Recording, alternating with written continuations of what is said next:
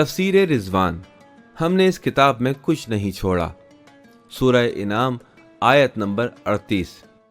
ما فرطنا في الكتاب من شيء ثم إلى ربهم يحشرون۔ ہم نے اس کتاب میں کچھ نہیں چھوڑا، پھر سب اپنے پروردگار کی طرف اکٹھے کیے جائیں گے۔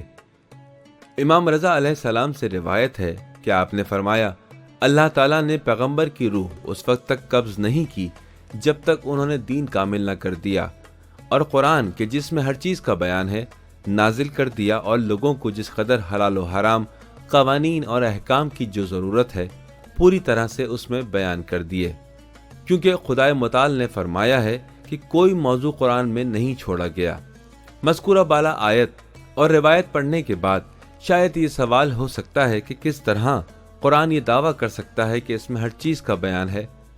جب ہم جستجو کرنے والے کی نقطہ نظر سے دیکھتے ہیں تو ہمیں معلوم ہوتا ہے کہ بہت سے علوم کا تذکرہ قرآنی معارف میں نہیں پایا جاتا۔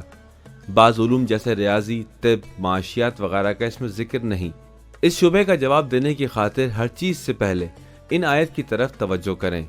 یہ قرآن جو سب سے زیادہ مستحکم راستہ ہے کی طرف رہنمائی کرتا ہے۔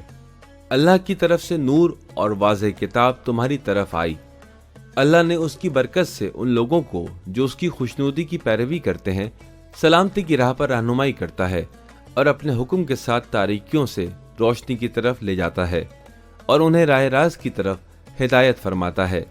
جیسا کہ ہم دیکھتے ہیں قرآن اپنا بلند ترین مقصد انسانوں کی ہدایت، جہالت کی تاریکیوں اور کفر کے اندھیروں سے نجات بتاتا ہے۔